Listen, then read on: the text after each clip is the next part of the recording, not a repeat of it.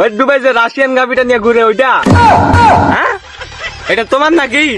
হ্যাঁ ভাই, তুমি জানোই না।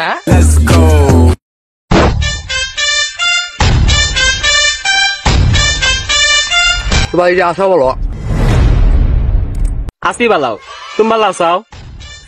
আসি ভাই, মোটামুটি দিনকাল ভালো যেতেছে। তো চাচা ব্যাঙ্গলেন্সের এখন কি অবস্থা? তো বাদি যাবো অনেক জায়গায়, তো অনেক কিছুই দিছি। তো হচ্ছে দুবাইতে গাবি নিয়ে ঘুরবার নামটা কি বলতে পারবা? ও ওই দুবাই যে রাশিয়ান গাবিটা নিয়ে ঘুরে ওইটা, আমার নাম তো অপু ভাই। ওবো। তো চাচা অপু ভাই লাগে তোমার কি?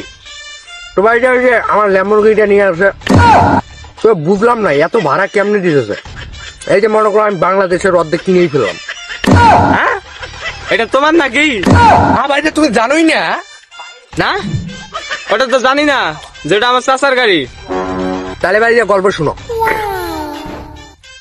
তাহলে চাচা কোন যে? তো বাতিদা শুনুন যে ল্যাম্বরগিনি তো দিয়ে দিলাম, তো বললাম না যে বাংলাদেশের অর্ধেক কিনেই ফেলাইলাম।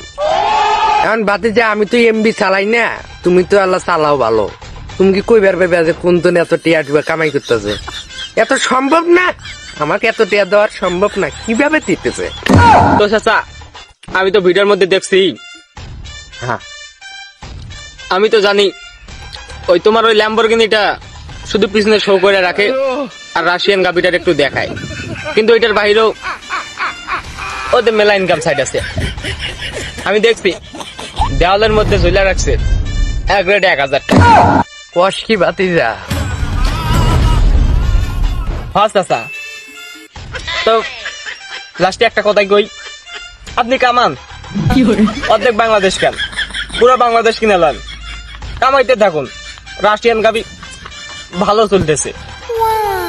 তো বাতিজা যেহেতু তোমারও সময় কম আমারও সময় কম, তো তুমি ছোট একটা মানুষ, একটা কথা বলে যুক্তি সম্বন্ধে একটা কথা কইছ, শুনে ভালো। আর আমি দেখতেছি অবশ্য এই যে আশেপাশে আরো ওর থেকে বড় গাবি আছে, এটা আমরা সেটেল করে দেবো। এর পরবর্তীতে তোমার সাথে আমার বসা হবে, আমারও সময় কম হয়েছে। ঠিক আছে।